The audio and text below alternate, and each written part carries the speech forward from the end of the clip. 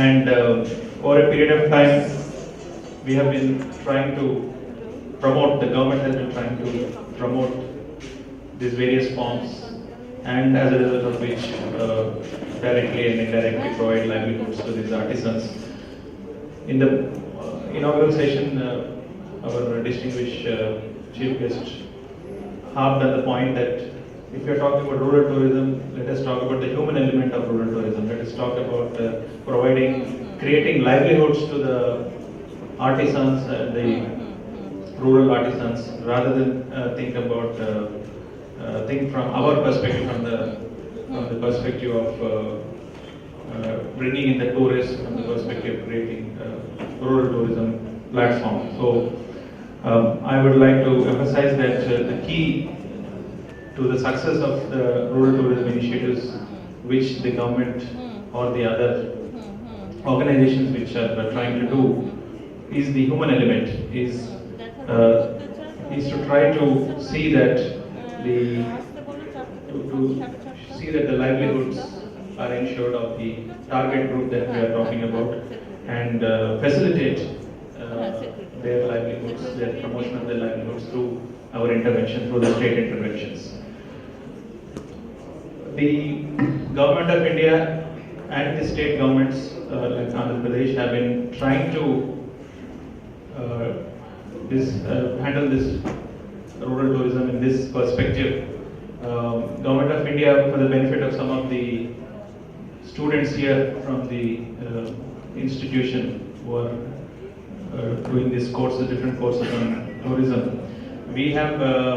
specific schemes under the Government of India for the rural tourism, promotion of rural tourism. They have a hardware component, because essentially when we are talking about rural tourism, speakers earlier mentioned about some of the infrastructure that has been developed around different places in Andhra Pradesh. Madam Special Chief Secretary also mentioned about the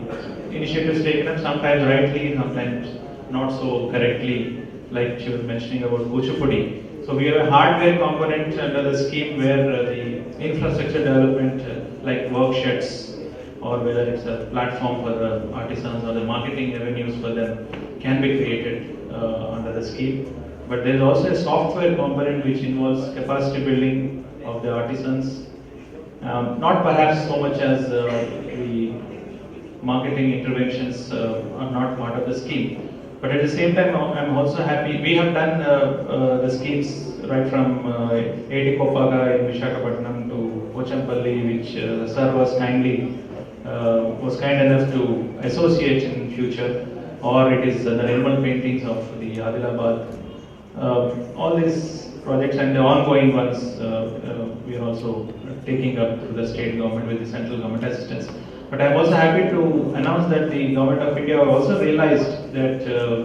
it is very critical that apart from the infrastructure, there is a lot of need of market intervention, the help that has to be provided for marketing the products that the artisans, capacity building, also perhaps innovation in their designs or in their molds and wares. So that has been looked into, and in the 12th plan document, there is a new scheme of things under the rural tourism project, wherein a substantial amount of monies are being placed with the state government.